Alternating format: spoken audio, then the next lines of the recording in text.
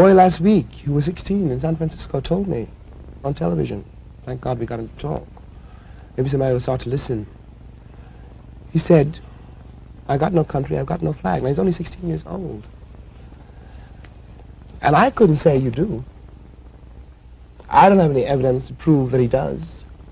They were tearing down his house because San Francisco is engaging, as most northern cities now are engaged, in something called urban renewal, which means moving the Negroes out. It means Negro removal. That is what it means. And the federal government is an accomplice to this fact. Now we're talking about human beings. There's not such a thing as a monolithic wall or, some abstraction called the Negro problem. These Negro boys and girls who at 16 and 17 don't believe the country means anything that it says, don't feel they have any place here.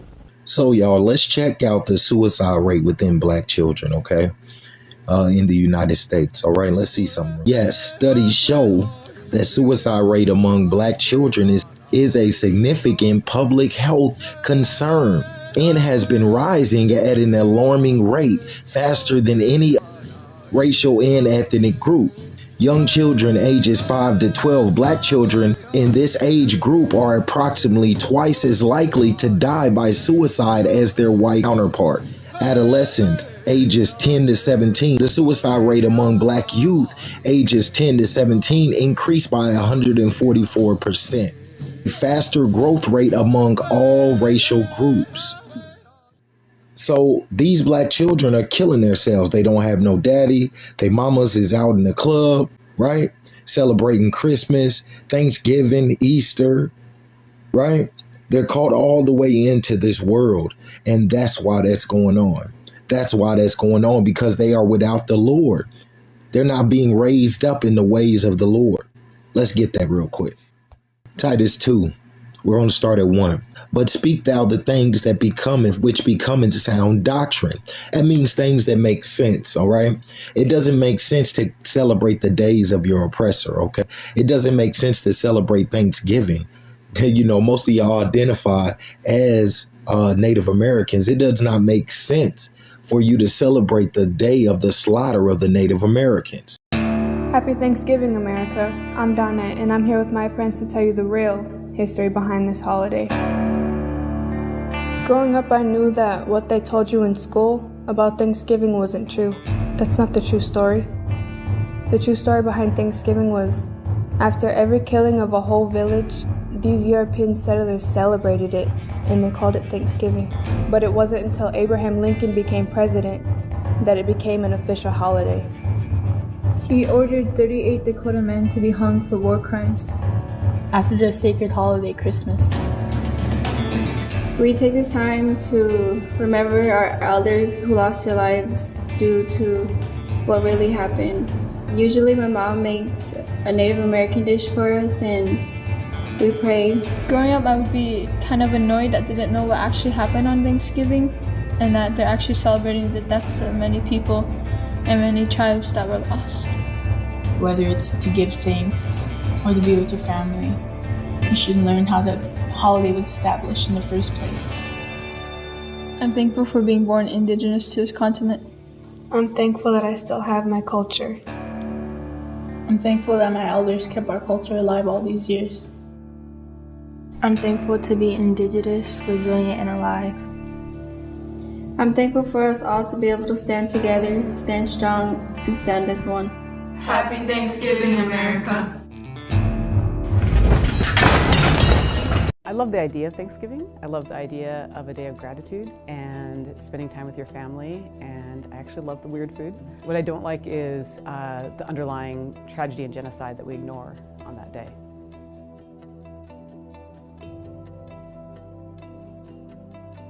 Why do we put our children in costumes of people that showed up and robbed graves and did terrible things and brought disease and just took things, took land from people who were already here?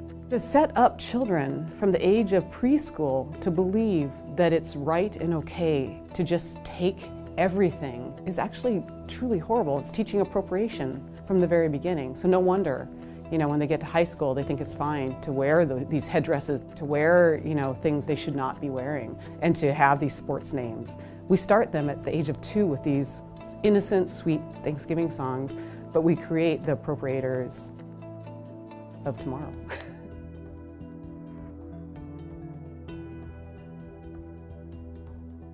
I thought I knew a lot as an Indigenous person about Thanksgiving, and the reality is, like, nothing we've been told is true in just one fact. You know, like, certain things did happen, but all of these things didn't happen in the way we've ever been told.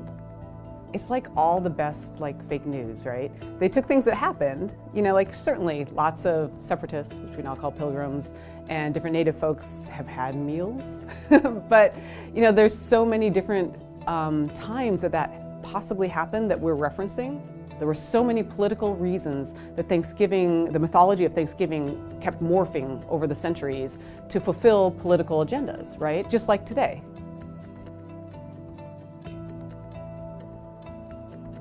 I think the hardest thing for Americans today, and the reason that Native Americans and Native American history and issues get left out so often, is because it hasn't ended. We can point to different things and say we fixed that. We're all still complicit in standing on stolen land. It isn't done. We've actually been told, like my people, for instance, have been told by the Supreme Court, yes, you're right. The government did violate their treaties and this still is your land, yet they just won't give it back. The first step is just to know whose land you're on. You need to know which lands, whose nation you're standing on. Figure out who the Indigenous people are in your land and then start to get to know about them. Start to figure out how you can make reparations. People get really scared when you talk about reparations, but I think there's so many ways that you, with your current resources, can reach out and say, what can I do to be of service? How can I help? Is there anything I have within my means that would be helpful to your people? So, reparations, right? Let's see something, because this is supposed to be a Christian country. Let's see if this is a Christian country, a repentant country, all right? Recompense is a similar word for reparations, but they are not identical. Both terms refer to making amends or providing compensation for a wrong, injury, or loss. However, the key differences in their scope, reparations, typically refers to compensation, often in a large or more formal sense. This can include symbolic gestures, but frequently involve substantial payments to address a past injustice, right? For instance, governments may offer reparations to victims or their descendants for historical wrongs like slavery or internment, right? Let's keep going. Recompense is a more general term for compensation or reward given to someone. It is often used for less severe or personal matters, such as compensating a customer for a delay or an employee for their services. Now, let's see the biblical understanding for recompense. In the Bible, recompense means a just return or repayment, which can be negative punishment for wrongdoings or positive reward for righteousness. It is a concept of getting what one deserves, right? That is a key point. It is a concept of getting what one deserves. And in a divine context, it is understood that vengeance and ultimate justice belongs to God, who will repay people according to their actions. But let's keep going. Such as Ezekiel 25:14. Let's read. And I will lay my vengeance upon Edom, the Edomites, the Caucasians, the Romans, all right, by the hand of my people Israel, because they won't want to pay us back. They're going to take the land and they're not going to want to give it back to us, all right? And they shall do in Edom according to my anger and according to my fury. and they shall know my vengeance, saith the Lord. You see that?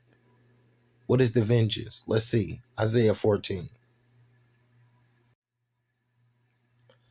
Isaiah 14. Let's start at 1. For the Lord will have mercy, not vengeance, but mercy on Jacob, and will yet choose Israel, so the whole body of Israel, and will set them in their own land. And the stranger shall be joined with them, the Edomite, and they shall cleave to the house of Jacob, and the people shall take them and bring them to their place. And the house of Israel shall possess them in the land of the Lord for servants and handmaids, slaves. And they shall take them captive, whose captives they were. And they shall rule over their oppressors. Let's keep going. 21.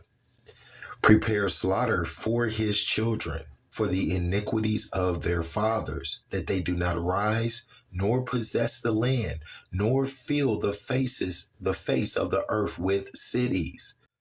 Let's read a little bit more. For I will rise up against them, not with them, but against them, saith the Lord of hosts, and cut off from Babylon the name, and the remnant, which means the seed of the people, and sons and nephews, saith the Lord. I will also make a possession the bittern. Right? The bittern is like the rest of them that are left over, right? They're going to go into captivity, like we just read in Isaiah 14 and 1 on down, right? I will also make a possession for the bitter in pools of water, and I will sweep it with the bosom of destruction, saith the Lord of hosts. So that is recompense. Isaiah 34. Come near, you nations, and hear, and hearken, ye people. Let the earth hear, and all that is therein, the world, and all things that come forth out of it. For the indignation of the Lord is upon all nations, and his fury upon all their armies. He have utterly destroyed them, and have delivered them to the slaughter. You see that? This is what's coming. Their slain also shall be cast out. Their stink shall come up out of the carcasses, and the mountains shall be melted with their blood. All right, let's go down to 5. For my sword shall be bathed in heaven, right? So the heaven on earth, right? The heaven that is on earth. As above, so is below. Behold, it shall come down upon Idumea. Wait. So in Isaiah 14, it's talking about Idumea. Let's read that again. For my sword shall be bathed in heaven, which is on earth. Behold, it shall come down upon Idumea. Now, who is Idumea? Let's see. For those who don't know. Idumea is the Greek name for Edom. Edom, the Edomites, the Caucasians, right? The Romans, the Caucasians of today. Let's keep going. Idumea, and upon the people of my curse to judgment. So the judgment, what is it talking about with judgment? It's talking about Revelations 20. Let's go see that. The Israelites will be judged alongside with Edom. Well, what is it talking about? What does that mean? How will the Israelites be judged? Let's go down to 11. And I saw a great throne, a great white throne, and him that sat on it, from whose face the earth and the heavens fled away. There was found no place for them that were coming to be judged. And I saw the dead, small and great, stand before God, and the books were open. And another book was open, which is the book of life. So the book of life is what you've done throughout your life, right? Your wickedness, your righteousness. And the dead were judged out of those things which were written in the books, according to their works. According to their works. 13. And the sea gave upon the dead which were in it, and the death and hell delivered up the dead which were in them, and they were judged every man according to their works. According to their works. This is the second death. So let's jump over a chapter real quick to Revelations 21. And now we'll check out the first death real quick. And then we'll jump back, all right? 2. It says, and I, John, saw the holy city, New Jerusalem, right? So the New Jerusalem, the reestablishment of Israel, coming down from God out of the heaven, prepared as a bride adorned for his husband. And he heard a great voice out of the heaven saying, behold, the tabernacle of God is with men, and he will dwell with men, and they shall be his people, and God himself shall be with them and be their God. Right? So this is the people that will be destroyed in that second death. So let's check it out real quick.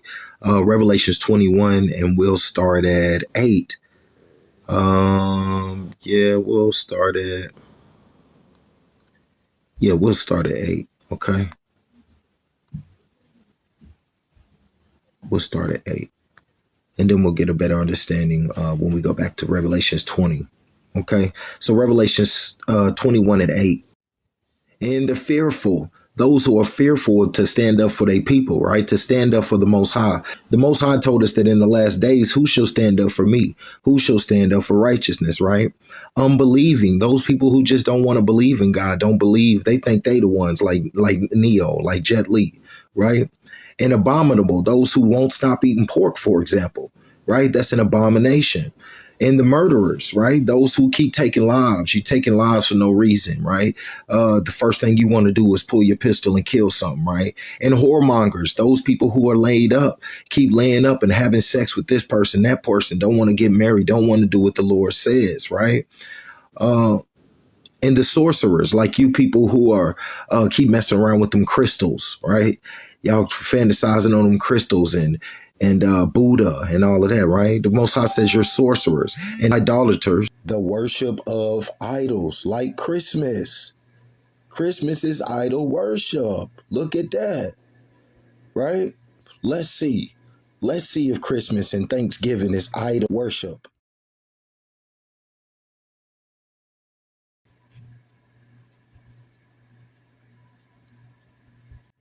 Whether Christmas is idolatry according to the Bible is a debated topic. Let's see. With some Christians saying yes, due to the pagan roots, defiling virgins, homosexuality, making things more important than God. Making things more important than God. More important than the tabernacle, than the Passover, than the Feast of Dedications, Hanukkah, if you celebrate that. While others say no, arguing the focus of Christ's birthday. Christ was born around Passover. What are we talking about? That's Luke 2. Let's see that.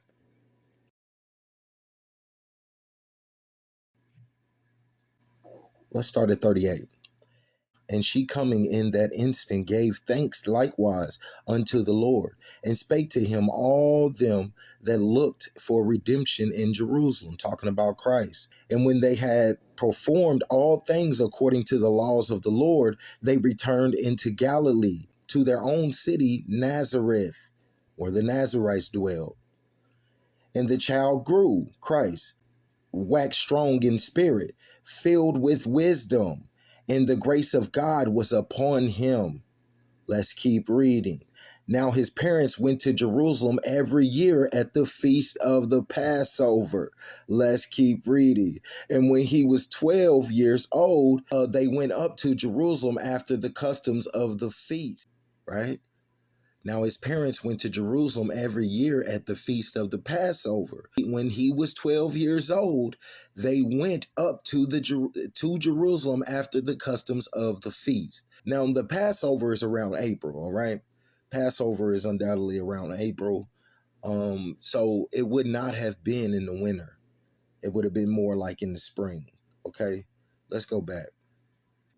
And all liars, shall have their part in the take which burneth with fire and brimstone, like it was just telling us in 20. We're going to go back, don't worry. Which is the second death. Okay? The second death. All right? So those people who won't repent will be destroyed. And so let's keep going, though. Let's go up just a little bit, right? It says, and John saw the holy city, New Jerusalem, coming down from God out of heaven, prepared and bride adorned for a husband. And I heard a great voice out of the heavens saying, behold, the tabernacle of God is with men, and he will dwell with them, and they shall be his people. That just goes back to the precept where it was said in the place that they are not the people. It shall be said that they are the people of the living God, right? Let's keep going. And they shall be his people, and God himself shall be with them and be their God. Let's keep reading. And God shall wipe away all the tears of their eyes, and there shall be no more death, neither sorrow, nor crying, neither shall there be any more pain, for the former things are passed away. So the people, the Israelites that are left on earth, who stood for righteousness, they will inherit the kingdom of heaven, all right, that which is on earth, all right. And in the spiritual, when they're judged according to their works, they will get into the kingdom, okay? Let's go to that real quick. Where we at? 21? Let's go down to 11. 21 and 12, right? And it had a wall great and high, and had 12 gates, and at the gates 12 angels, and the names written thereof, which are the names of the 12 tribes of the children of Israel. You see that? Right? So they'll be able to get into those gates. Let's go back to 20. But the rest of the dead lived not again until the 1,000 years were finished. This is the first resurrection. Guess out. Let's start at 4. And I saw thrones, they sat upon them, and the judges were given unto them. And I saw the souls of them that were beheaded for the witness of Jesus and for the word of God, and which had not worshipped the beast, neither his image, neither had received the mark upon their forehead. Right? The works of the beast, the works of Babylon, right? Fornication, murder, right? Like we just read. And it says, a people of my curse to judgment. You see that? The sword of the Lord is filled with blood. It is made fat with the fatness and with the blood of the lambs and goats, with the fat of the kidneys of rams. For the Lord have sacrificed Basra in the great slaughter of the land of Idumea. Right? Good to go down to 8. Let's go down to 8. For it is the day of the Lord's vengeance, in the year of recompenses for the controversy of Zion, right? So what they have done to God's people, all right? We are not supposed to be celebrating any of those pagan holidays. But let's keep going. So recompense is a more general term for compensation or reward given to someone. It is often used for less severe or personal matters, such as recompensing a customer for a delay or an employee for their services. All right? That the aged man be sober, so not drunk, grave, right? Paying attention, temperate, patient, right? Sound in faith means he believes in God, all right? And charity, doesn't mind helping people. In patience, that the aged woman likewise, or in the same type of way, be in behavior as becoming holiness, meaning set apart, not like those other women. So you're not supposed to be celebrating these holidays and putting that same spirit, that same ungodly spirit onto your children. Not false accusers, so lying on people, not giving too much wine, so walking around drunk. Your kids seeing you drunk, they're tired of that. They're tired of hearing you yell. They're tired of hearing you not being patient, okay? Walking around drunk, lying on people, gossiping. Teachers of good things, that they may teach the young women to be sober, because it says young women because a man is supposed to teach a young boy, because he will be a young boy for a lot shorter time than what he will be a man. All right. He only got 15 years to 18 years at the tops to until he's at a full adult as far as this world is concerned. Okay. All right. So a man is supposed to raise that boy into a man. So 1 Timothy 5, real quick. We'll start at 1 and we'll jump real fast. Rebuke not an elder, but entreat him as a father, and a young man as brethren. Let's keep going. The elder woman as mothers, the younger as sisters, with all purity. Honor widows that are widows indeed, right? So not somebody who's been busting down or went from husband to husband and her husband and died now and stuff like that. She don't get the same honor as a woman that's been with one man and now he's passed away. Let's keep reading. Let's go down to 14.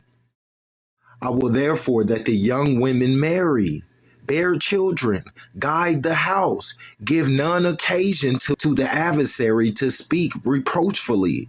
For some are already turned aside after Satan. Some of them already go after Satan. But you're not supposed to be partying and all of that with your children. You're supposed to be teaching them good things, good doctrine, right? Good doctrine. You're supposed to be an example to them, not showing them all the wickedness of Babylon and expect for them not to get caught into the wickedness of Babylon. Let's go back. And so you can't raise that boy into a man. All right, because you're not a man. Right? Let's keep reading. That they may teach the younger women to be sober, not to be drinking, not to be encouraging them to come out to the club with them and have fun and turn up, y'all drunk and stuff, celebrating pagan holidays. Come on, man, get real. To love their husbands, to actually have a husband, so to speak, to love their children, right? Not be killing their children. Do you know black women lead in the murder of black children? So not only are black children committing suicide, but on the other side of the fence, on that same fence, black women are murdering them. Let's look at that real quick. Black children are disproportionately represented as homicide victims in the U.S. In cases of infants and young child, ages 0 to 4, homicides, family members are most common perpetrator, and female family members account for a significant portion of these killings across all races. However, statistics show that the majority of all pederastic homicides are committed by males, right? There is no single reliable percentage rate of African American women who kill their children, as data often focuses on broader categories like child homicide and infant mortality. Let's keep reading. However, the data does indicate that African American children are disproportionately affected by both fatal child abuse and neglect in infant mortality. And perpetrators are commonly female. Some studies show that between these outcomes and factors like poverty, single marital status, you see that? Single marital status. So that single mom stuff, these kids are tired of that, and a lack of prenatal care, okay? So we're talking about abortions. We're talking about killing the baby before they're even in this world. And we're talking about the fact that these children are suffering from all types of mental instabilities, okay?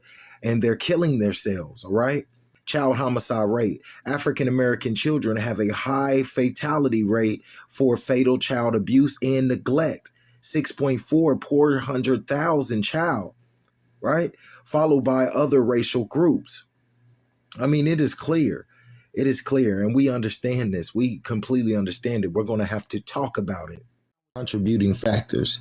Homicides of young children most often occur in the home using weapons of opportunity, hands, feet, strangulation. For black infants and toddlers, the proportion of homicides involving firearms has increased and is more than twice that of white infants and toddlers. It is impossible to know exactly the number of African American children aborted, as the data is typically reported in rates, not total numbers. However, statistics show a disproportionately high rate of abortions among African Americans compared to other racial groups. For example, in 2021, the abortion rate for non-Hispanic black women was 28.6 per 1,000 women. And the ratio of abortion to live birth was 498 per 1,000 live birth, right? So they killed 400, almost 500 babies to 1,000 babies that lived, right? That's crazy, yo. Let's see something. Children born out of wedlock or born with no father. So yes, nearly 7 in 10 Black children are born out of wedlock, a number that has nearly doubled since 1970, when only 37.5% of Black children were born in single moms. And yes, this matters. On the basis of the performance of the entire country. But now, Jim... No, am I exaggerating? No, I certainly could not say that you're exaggerating. You might have heard that Christmas was originally a pagan holiday, but what about Easter? Valentine's Day? A lot of Christian holidays were actually pagan festivals or celebrations long before the church took them over. So today I wanted to explore the origins of these holidays and see what they're actually supposed to be about. We're going to be talking about where Christmas, Easter, and plenty of other holidays originate.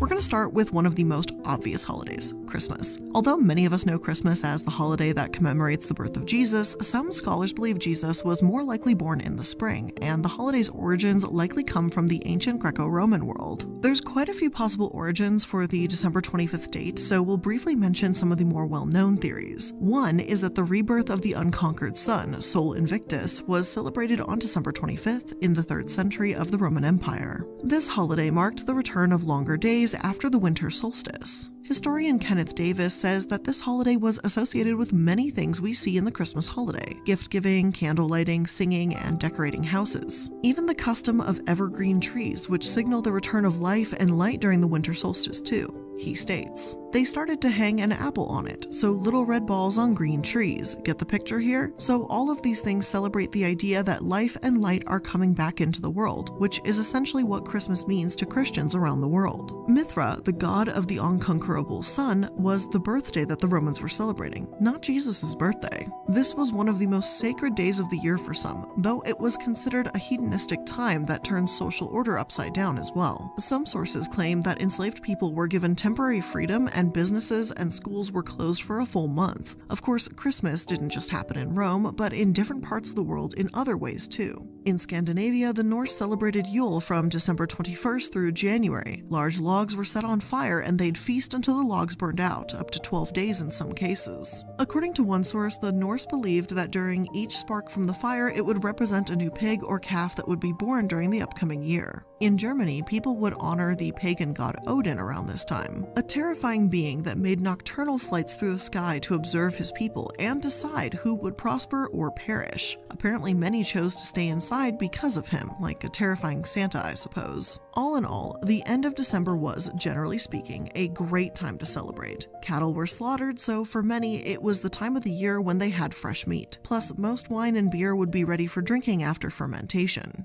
So then, why were so many of these traditions and celebrations swallowed up by Christmas? Well, some sources suggest that Pope Julius I in the 4th century decided to institute the birth of Jesus as a holiday and adopt and absorb the traditions. First called the Feast of the Nativity, the custom spread to Egypt by 432 and to England by the end of the 6th century. By holding Christmas at the same time as traditional winter solstice festivals, church leaders increased the chances that Christmas would be popularly embraced, but gave up the ability to dictate how it was celebrated. By the Middle Ages, Christianity had, for the most part, replaced pagan religion. On Christmas, believers attended church, then celebrated raucously in a drunken, carnival-like atmosphere similar to today's Mardi Gras. Each year, a beggar or student would be crowned the Lord of Misrule, and eager celebrants played the part of his subjects. The poor would go to the houses of the rich and demand their best food and drink. If owners failed to comply, their visitors would most likely terrorize them with mischief. Christmas became the time of the year when the upper classes could repay their real or imagined debt to society by entertaining less fortunate citizens. Other sources argue that Pope Julius actually wouldn't have had the power to impose this holiday on the whole of Christendom, though the idea of him settling on a date that corresponds with the winter solstice is a widespread one. There aren't many references that definitively prove this.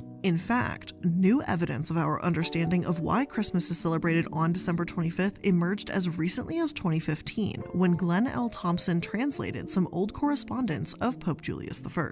Apparently, one letter from Cyril of Jerusalem to Pope Julius I may hold the answer. In the letter, Cyril tells us that his clergy celebrate the birthday of Christ and the baptism of Christ together on the 6th of January. But, he adds, they find this a pain because they have to start in Bethlehem, do the service for the birth, and then travel down to Jordan to do the baptism service. This, he says, they found burdensome and they had to rush the services. So he is writing to Pope Julius to ask if the Pope would consult the archives of the Jewish church in Jerusalem. These, he says, were seized by the Romans under Titus when the city fell in 70 AD and transported to Rome. Underneath the letter, the 9th century author then adds that the Pope did so and identified the 25th of December as the birthday of Jesus. So while the history of the Pope's involvement here may be debated, the outcome is ultimately the same. Christmas slowly gained prominence, especially when the Emperor Charlemagne was crowned on Christmas Day, and it's become a widely celebrated popular holiday. Of course, that's not to say there weren't any hiccups in the road. The Puritan government actually banned Christmas for 18 years during the 17th century, saying it was a wasteful, sinful festival. Apparently back then, drunks would roam the streets, knock on doors, demand to be fed, and threaten vandalism to anyone who refused.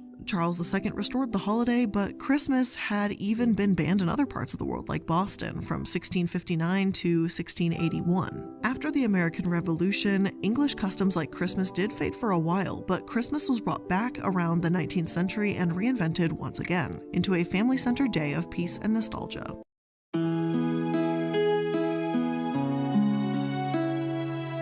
Valentine's Day. There's not a ton known about it. Even the church says as much. According to one source, February 14 is commemorated as Valentine's Day or St. Valentine's Day in the calendar of the Anglican and Lutheran churches, although in the Roman Catholic Church it was relegated to local status in Calendar of Saints, removed as a feast day, since apart from his name, nothing is known of St. Valentine except that he was buried on Via Flaminia on February 14th. Though there were several early Christian martyrs named Valentinius or Valentine, little is known of any of them beyond legend. In 496 CE, Pope Gelasius added Valentine of Rome to the calendar of saints with a feast day of February 14, citing his martyrdom in Rome in 269 CE. And you'll find plenty of other sources that promote various versions of events. In this version of events, under the rule of Emperor Claudius II or Claudius the Cruel in about 270 AD, marriage had actually been banned. His reasoning was that Claudius was having a difficult time getting soldiers to join his military leagues, so believing that it was because they were too attached to their wives and families, he sought to sever that attachment. Valentine, however, defied Claudius and continued to perform marriages in secret. Legend says that when he was in jail before being executed, he signed a note to his friend, the jailer's daughter, and wrote at the bottom, "From your Valentine." What many do believe is that a holiday about a saint and love was originally a pagan festival of love, known as the Festival of Lupercalia.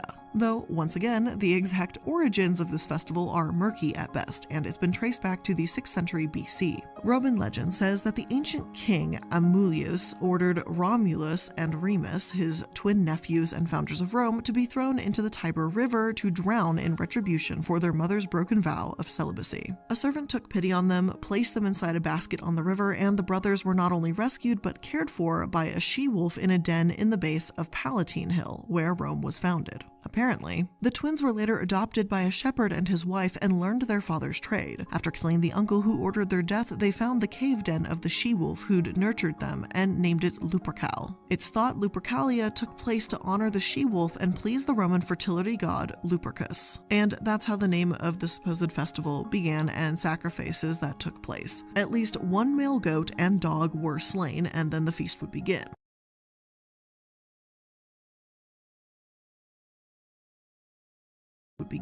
The rituals might sound a bit unusual nowadays, to say the very least. They would cut strips called thongs or februa from goat hide, and then they would run around naked or nearly naked, whipping women with the strips of goat hide.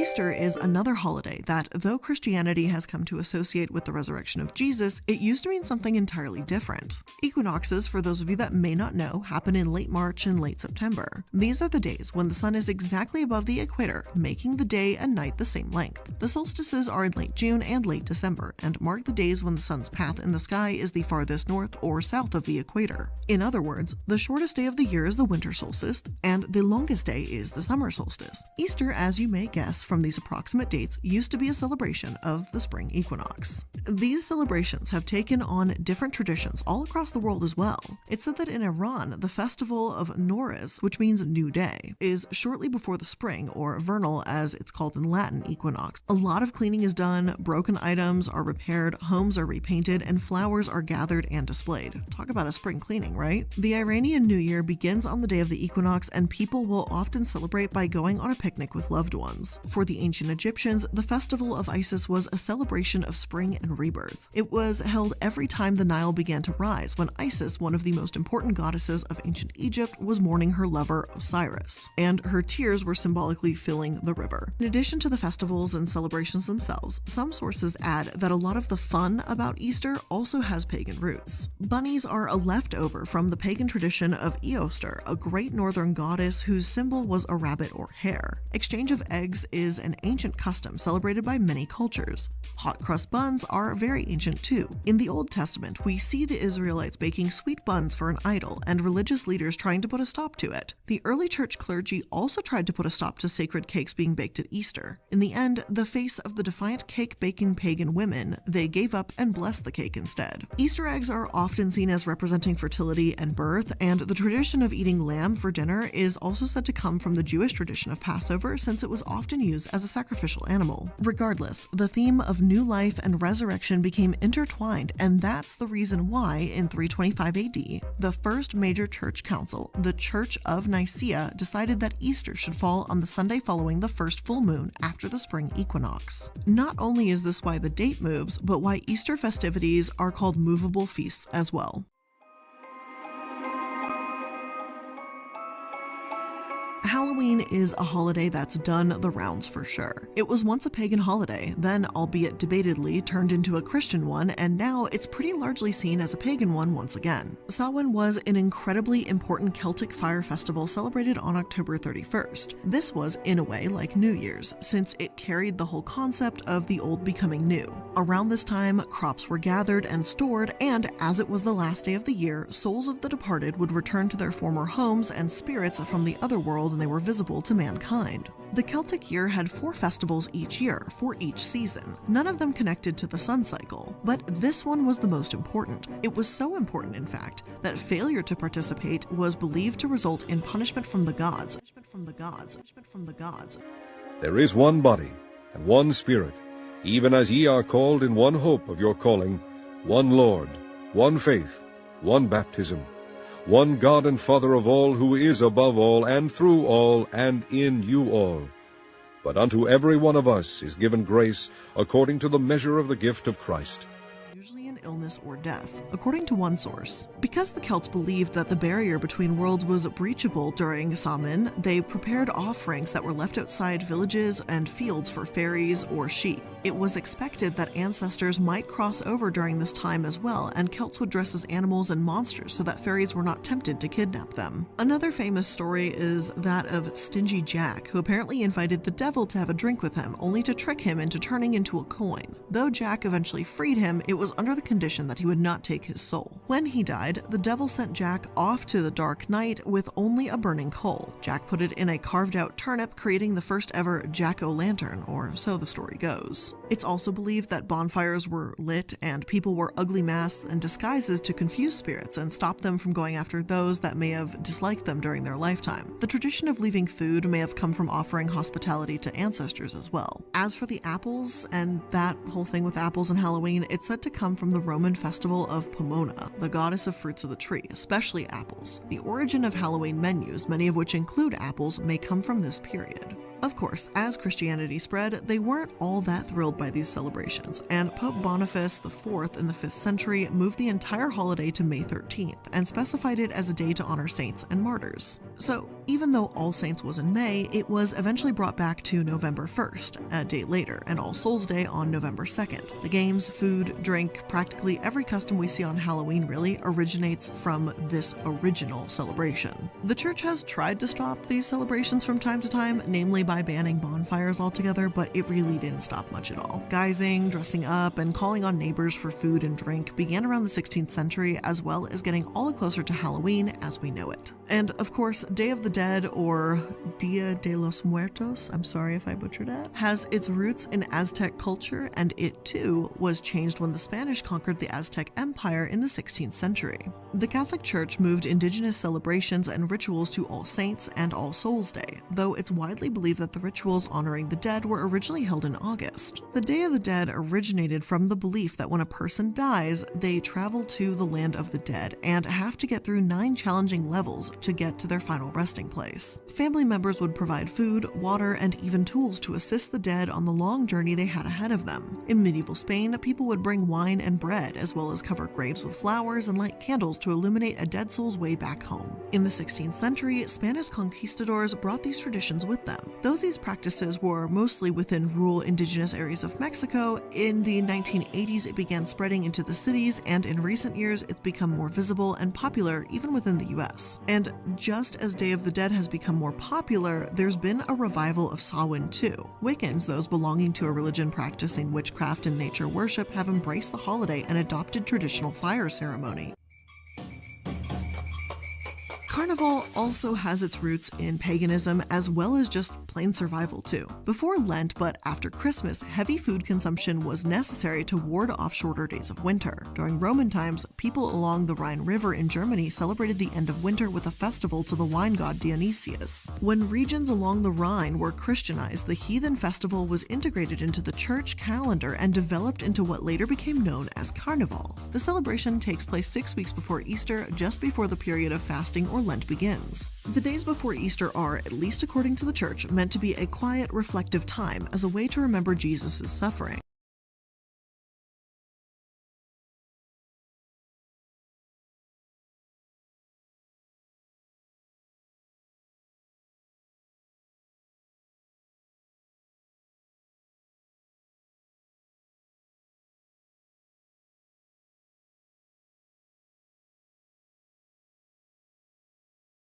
So before that quiet time begins, there's Carnival, the rowdy partying and festivity that takes place in so many Roman Catholic communities. And though you might think the church would loathe Carnival, they actually tolerated it, apparently regarding it as a compromise for the quiet time during Lent. There are some darker aspects to Carnival as well, or at least some darker moments throughout history. During the 18th and 19th centuries, anti-Semitic views were prevalent. Rabbis of Rome's Jewish communities were taunted and abused by crowds, forced to wear clothes and costumes that would invite jeering. Now, Carnival in the Caribbean, on the other hand, has a totally different origin story. Although it started with Italian Catholics, then spread to the French and Spanish that brought the traditions to the Caribbean, it gets a bit more complicated than that. In the 18th century, in Trinidad and Tobago, French settlers brought the Fat Tuesday masquerade party tradition with them to the island.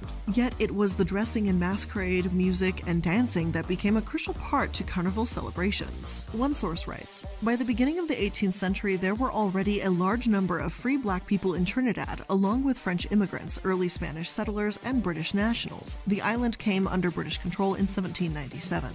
This resulted in Carnival's transformation from an implanted European celebration to a more heterogeneous cultural tradition that included influences from all ethnic groups. With the end of slavery in 1834, the now completely free populace could outwardly celebrate their native culture and their emancipation. From Trinidad and Tobago, Carnival spread to many other islands. Native Americans, also known as American Indians, Indigenous Americans, and other terms, are the indigenous people of the United States except Hawaii. The name Indian was given by Christopher Columbus, who mistakenly believed he had landed in the Indies. The history of Native Americans in the U.S. began in ancient times, tens of thousands of years ago. Late in the Ice Age, humans journeyed across the Bering Land Bridge that joined Siberia to Alaska. They had gradually migrated across the land and southward into Mexico and beyond.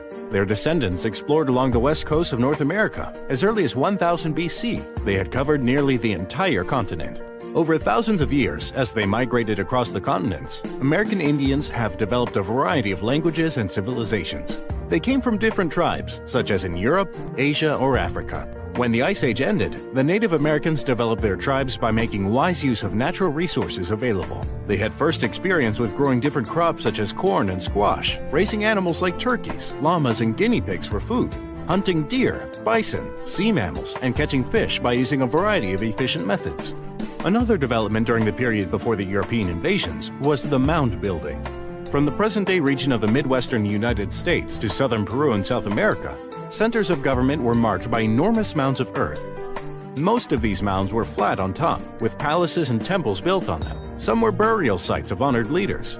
American Indian cities were as big as the cities in Europe and Asia at that time. Their fine architecture is still greatly admired.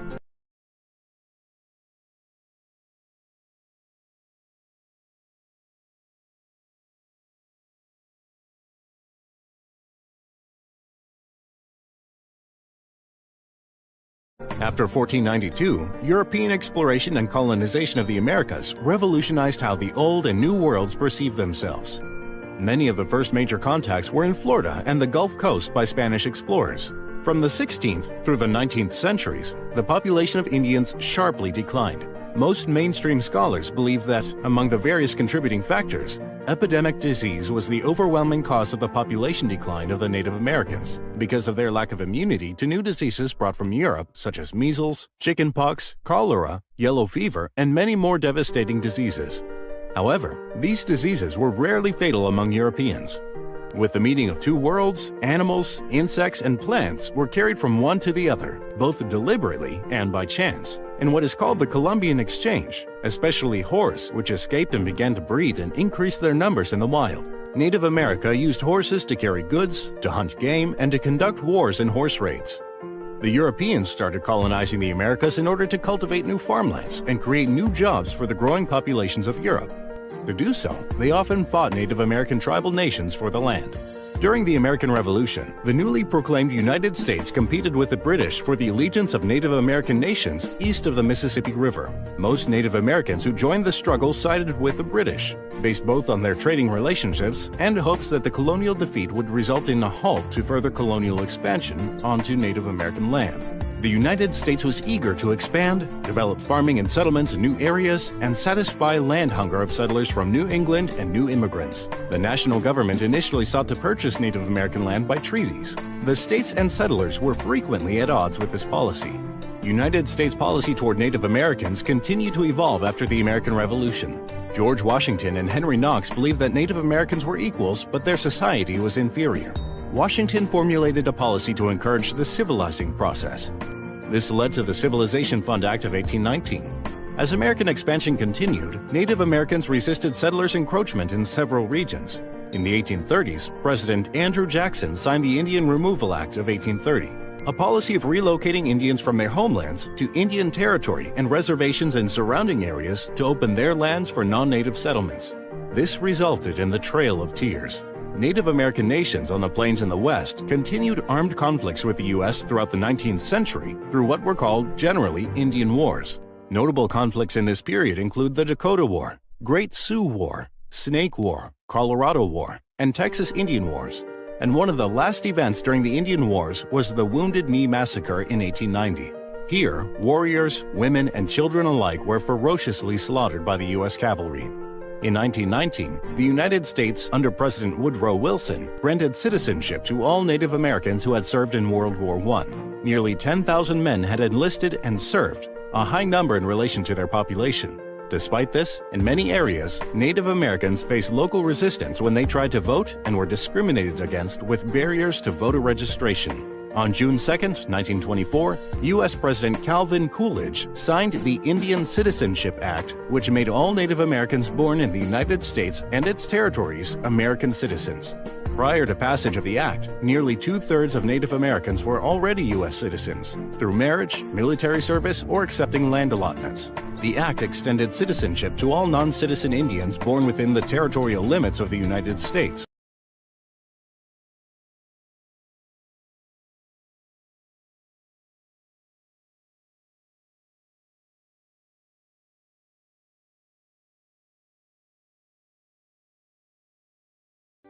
Ever wondered where birthdays, cakes, and candles came from, spectators of myth? Well, Listen close. Some say it was the ancient Greeks who did it as a means to honor the gods. Others say the Romans had birthdays to celebrate their genius, but more on that later. The tomes point to many origins of birthdays, cakes, and candles, and today we'll take you through some of them. Birthdays, cakes, and candles explained. Greetings, spectators of myth, and welcome to Behind the Law. Birthdays, candles, wishes. These are things that for many of us just simply are.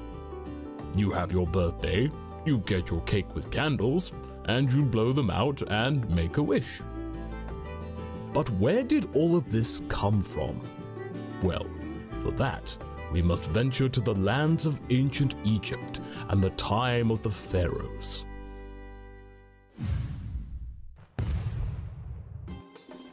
The Egyptians are said to have created birthdays to honor the crowning of new leaders. They believed the pharaohs to be gods, and that their day of deification must be honored. And thus, the birthday celebration began. Next, we travel across the Mediterranean to ancient Greece.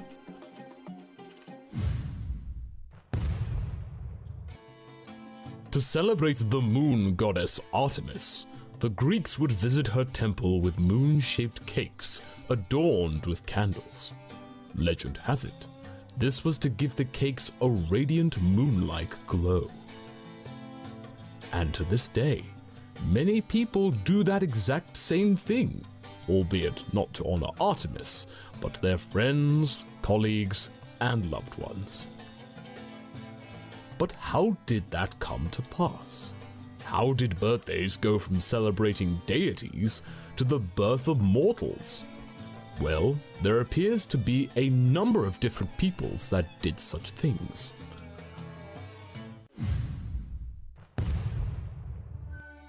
First, the Romans.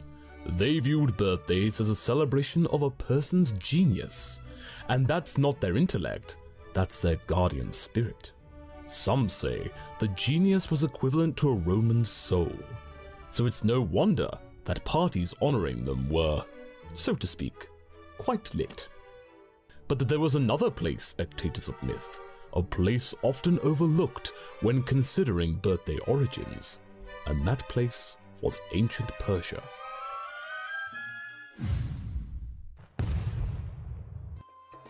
The father of history, the Greek writer Herodotus, writing on the Persians, said that, of all the days in the year, the one which they celebrate the most is their birthday. Herodotus wrote that the rich would bake all sorts of farm animals, while the poor would stick to smaller cattle. But this was not the main focus. Herodotus writes that they eat little solid food, but an abundance of dessert, which is set on the table a few dishes at a time. Also, during these celebrations, it was considered rude to vomit or obey natural calls. That is to say, go to the toilet.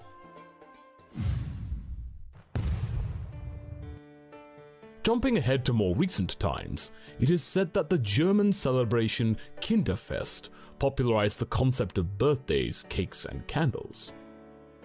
And following the Industrial Revolution, cakes became cheaper to make and more widely available. A History of the Jews from the Babylonian Exile to the Present by Solomon Grazel. Okay.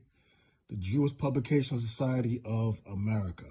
I'm going to go inside this book and I'm going to show you Martin Luther, who is a Calvinist, or some call him the father of the apologetics. I'm on page 426. It says, Martin Luther and the Jews. In defense of the Jews, Europe in the meantime had witnessed the rise of a rebellion within the Roman Catholic Church. So now remember, there was a Protestant movement against the Catholic Church. Let's see if the Protestant movement changed the Roman Catholic Church's movement. Let's read on. We're here at Martin. Martin Luther, an Augustine monk and an ordained priest, has started out to preach reform and found an unexpectedly large following among the people and the nobility of Germany. Before long, his movement broke completely with the traditions and organization of Catholicism. He became a Protestant, in apologetics. One of Luther's charges against the church and its methods was its harsh treatment of the Jews, talking about the black Jews. He used very strong language to describe the attacks and the persecutions by which priests and monks sought to obtain the conversion of the Jews to Christianity. Talking about the Inquisition. The proper way, he argued, was the way suggested by the best among ancient fathers of the church, the way of kindness and consideration. I want to pause there. A lot of these Christian apologists, they come the way of kindness and consideration. They love you in the name of Jesus. They just love you. But let's read on what the Jews thought. To the Jews, these words of the leader of the new movement came as a great relief. They were overjoyed that at last a famous Christian teacher spoke of them as human beings. They did not stop to consider Luther's real aim, which was their conversion to Christianity, as he understood it. They could grasp only the fact of his speaking and writing against the expulsions, I'm on page 427, expulsions and oppressions to which they had been subjected. A few enthusiasts among the Jews of Germany went so far in their misunderstanding of Luther that they actually congratulated him on the steps he was taking to come closer to Judaism.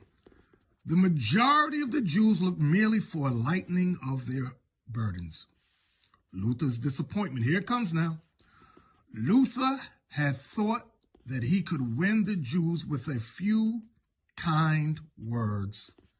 When this did not happen, he was bitterly disappointed.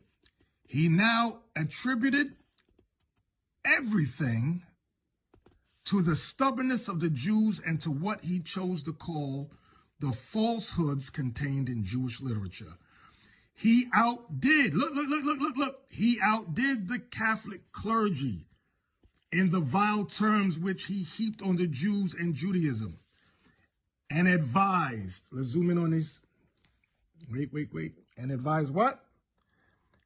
And advised their complete extermination. Do y'all see that? And advised their complete extermination. That's your Martin Luther. That's your head of the apologist movement. That's your church forefather, a demon, an Edomite demon. All right, we are on page 152. The results of Paul's teachings. It is not what happened to Paul personally that is important, but rather what happened to Paul's teachings. Even while he lived, ample evidence proves that the people to whom he preached had misunderstood him. Do y'all see that? Had misunderstood him. He had spoken in terms of high and noble idealism, of charity, that's brotherhood, of personal righteousness, meaning morality. He urged men to believe in Jesus firmly, and believing in so perfect an example of godly living, begin to lead a godly life themselves. Such righteous people could have no difficulty in meeting the awful day of God's judgment. They would surely survive it. And when the day of resurrection came, such people would surely be permitted to live again and forever. But most, here it comes, listen good, but most of the people who listened to Paul remembered only the connection between believing in Jesus and meriting God's mercy and and ultimate resurrection. They skipped the middle step, the need to live godly lives, meaning keeping the commandments. These pagan Christians, they skipped the middle step, the need to live godly lives, meaning keeping God's commandments. Thus, faith in Jesus came to be the only and entire basis of the religion adopted by the pagan Christians, while the Judeo-Christians who lived in Palestine continued to observe Jewish law. See, the root and foundation of Christianity, brothers and sisters, is paganism. And they always skip the middle step, the need to live godly lives. They don't want that thing. Christianity is a pagan religion. Pagan Christians. The Critical Review or Annals of Literature by a Society of Gentlemen, Volume 57. All right, this was published in 1783. 1783. Let's go inside the book. I told y'all these Christians started the transatlantic slave trade. Here's the evidence. Here's the proof.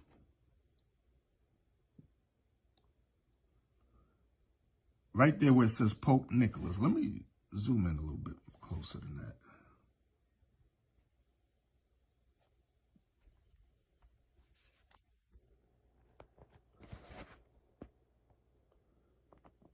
All right, let's begin reading. Pope Nicholas V, in that famous bull, meaning papal bull, by which he granted the unknown world to the Portuguese and Spaniards, expressly permitted and ordered the Christians to reduce all infidels, the word infidel means unbelievers in white supremacy, into, what's that word right there? Slavery. Pope Nicholas V, in that famous bull by which he granted the unknown world to the Portuguese and Spaniards, expressly permitted and ordered the Christians to reduce all infidels into slavery.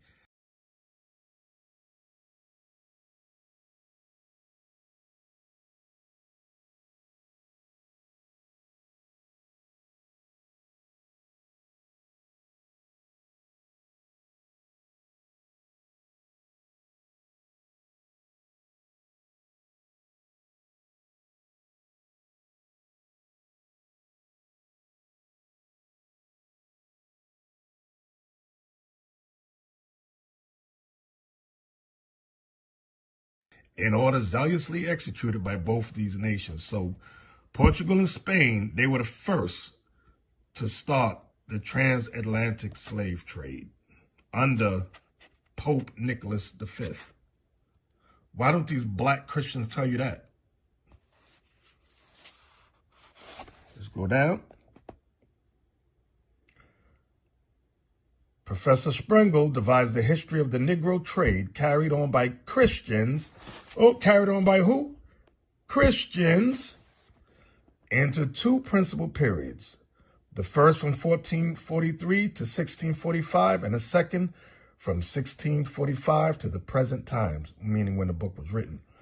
The first period is the time of its increase, during which not only its founders, the Portuguese, but the English, the Dutch, and the French, all white folks, dealt in Negro slaves, though chiefly for the use and consumption of the Spaniards and the sugar and tobacco plantations in the Brazils.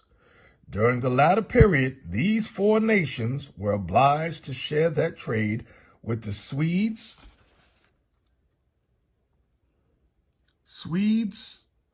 the Danes, the Brandenburgers, the North Americans, and since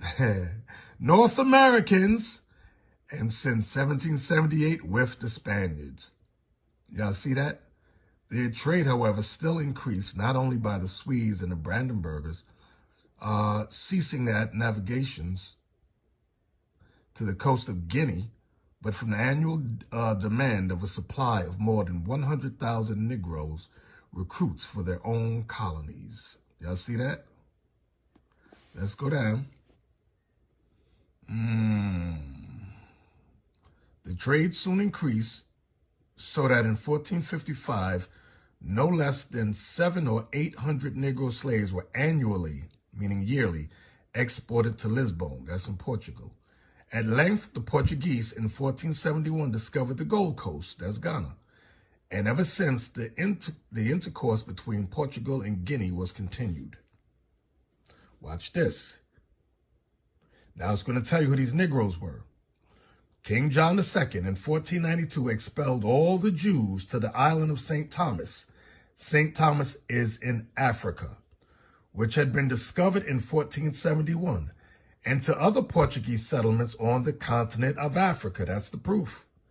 And from these banished Jews, wait a minute.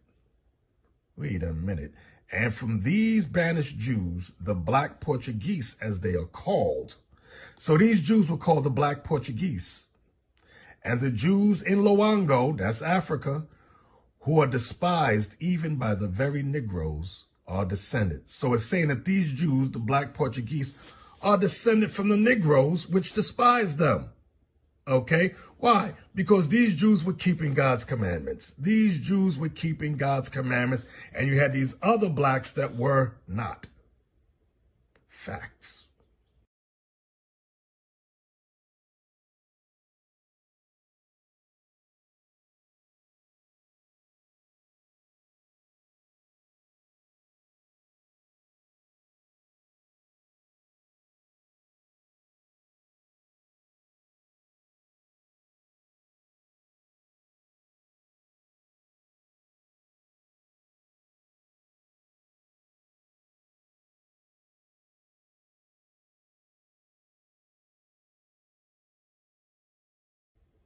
Facts.